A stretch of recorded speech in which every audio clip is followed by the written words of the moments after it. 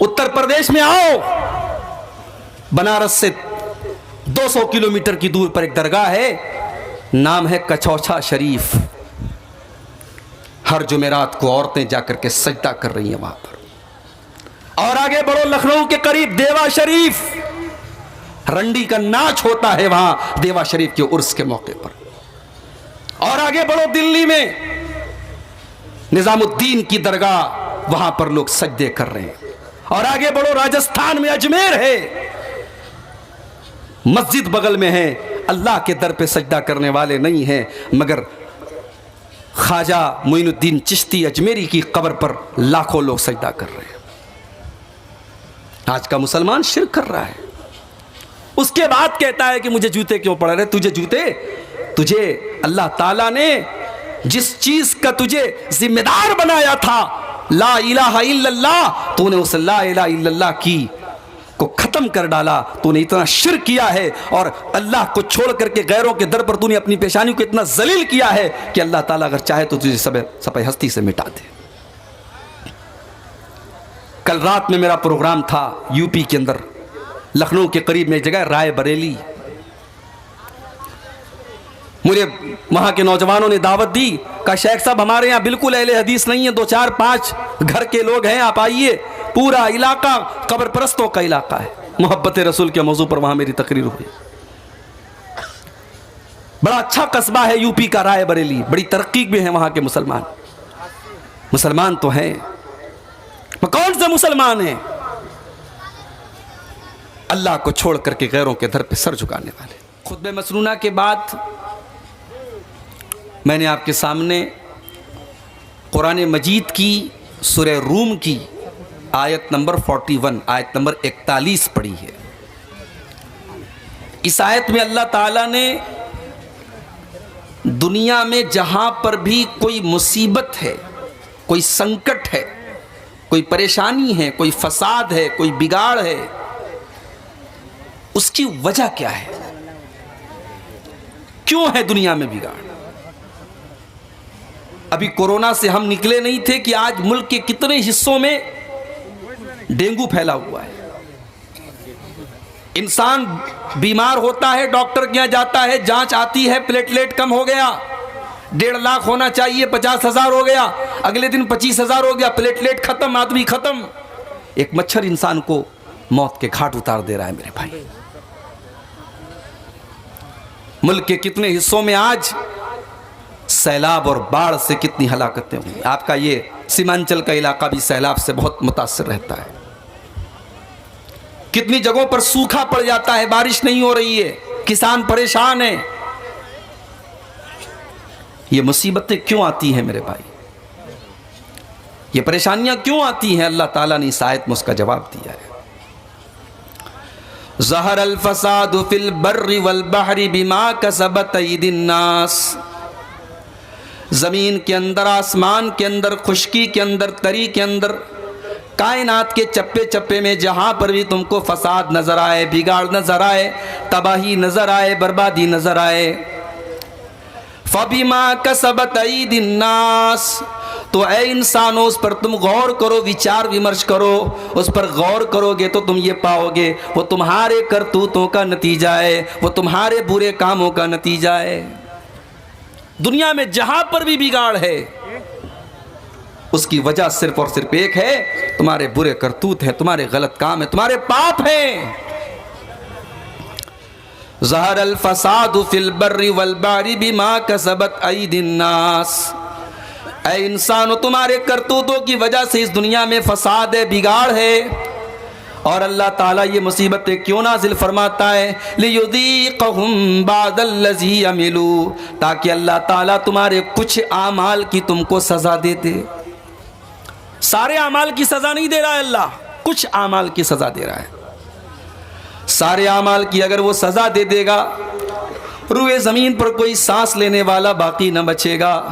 दुनिया में इतना पाप हो रहा है, इतना गुनाह हो रहा है, इतना शिर्क हो रहा है, इतनी अल्लाह की नाफरमानी हो रही है कि अगर अल्लाह सारे गुनाहों की सज़ा दुनिया में दे दे तो रूए ज़मीन पर कोई सांस नहीं ले सकता, कोई ज़िंदा ही नहीं बच सकता। वो तो कुछ हमारे कुछ गुनाहों की सज़ा दे रहा है। क्यों दे रहा है?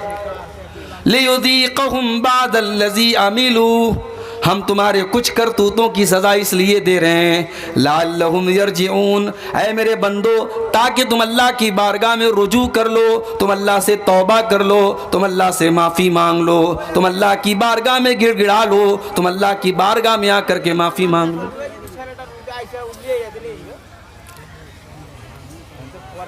मगर आप गौर कीजिए मेरे भाई, कोरोना की मुसीबत आई, एक एक मोहल्ले से, एक एक गांव से 20-20 जनाजे निकले। रमजान का महीना था, कितने शहरों में और कितने मोहल्लों में हमने देखा मस्जिदों से ऐलान हो रहा है, एक ऐलान खत्म हुआ दूसरा शुरू, दूसरा खत्म हुआ तीसरा शुरू। ये दौर भी हमने देखा। वो औरतें जो कभी चेहरा नहीं ढांकती थी, उन्हें भी अपने चेहरे को छिपाना पड़ा, उन्हें भी मास्क लगाना पड़ा।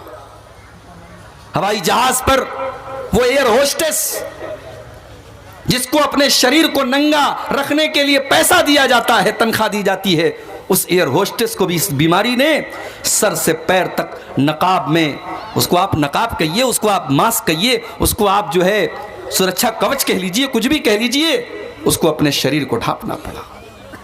हमने ये दौर भी देखा मेरे भाई। मुसलमान मस्जिद में नहीं जाता था, नमाज नहीं पढ़ता था।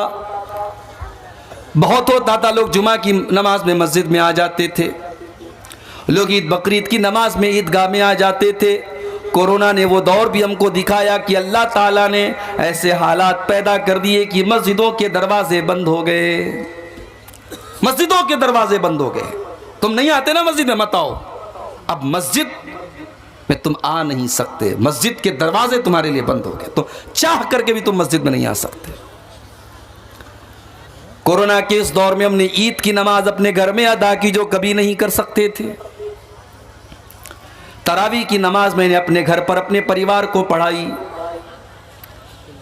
मैं हाफिज नहीं हूं, लेकिन उसी कोरोना के दौर में मैंने 10 पारे याद करके अपने घर में तरावी की नमाज पढ़ाई। मेरी माँ का आखिरी रमज़ान था, अल्लाह ने ये तौफीक भी मुझको बख्शी कि आखिरी रमज़ान की तरावी की नमाज़ें मेरी माँ ने मेरे पीछे पढ़ी, जो ज़िंदगी में कभी पॉसिबल नहीं था। कोरोना ने हमको वो हालात भी दिखाए मेरे भाई, लेकिन हालात जैसे ही नॉर्मल हुए, हम और आप अपने पुराने ढर्रे पर लौट आए। हम अल्लाह की नाफरमानियों में लग गए मेरे भाई। जिना के अड्डे आबाद हो गए। दिल्ली के अंदर जब लॉकडाउन खुला तो सबसे पहले शराब की दुकानों पर लाइन लग गई। गौर करो कि आज का इंसान इतनी बड़ी बड़ी मुसीबतों को देखने के बाद भी ये इंसान कितना कठोर हो चुका है, कितना संग दिल हो चुका है, इसका दिल कितना पत्थर हो चुका है कि ये अल्लाह की तरफ रुजू नहीं करना चाहता, ये अल्लाह की तरफ लौटना नहीं चाहता, ये तौबा करना नहीं चाहता, ये अपने पापों को छोड़ना नहीं चाहता। मेरे प्यारे साथियों, कुरान का पहला पारा उठाओ। अल्लाह ने यहूदियों का तज़किरा करते हुए फरमाया, तुम कसत कुलूबुकुम मिन बादि ज़ालिका फहिय कल हिजारति औ अशद्दु कसवा। ऐ यहूदियों, तुमने अल्लाह की इतनी नाफरमानी की, तुमने इतने पाप किए, तुमने इतने गुनाह किए कि तुम्हारे दिल तो पत्थरों से भी ज़्यादा कठोर हो गए, तुम्हारे दिल तो पत्थरों से भी ज़्यादा सख्त हो गए। व इन्न मिनल हिजारति लमा यतफज्जरु मिनहुल अनहार, इसलिए कि पत्थर तो कुछ ऐसे भी होते हैं कि पत्थर के अंदर से पानी रिस रिस करके बहने लगता है। व इन्न मिनहा लमा यशक्ककु फयखरुजु मिनहुल मा, पत्थर तो कुछ ऐसे भी होते हैं कि जब पत्थर के ऊपर बार बार पानी पड़ता है तो पत्थर के अंदर भी सुराख हो जाता है और पत्थर से पानी बहने लगता है। व इन्न मिनहा लमा यहबितु मिन खशियतिल्लाह, पत्थर तो कुछ ऐसे भी होते हैं जो अल्लाह के खौफ से झुक जाते हैं, नरम पड़ जाते हैं। मगर यहूदियों, तुम तो इतने सख्त दिल हो चुके हो कि तुम्हारे दिल तो उन पत्थरों से भी ज्यादा गए गुजरे हैं।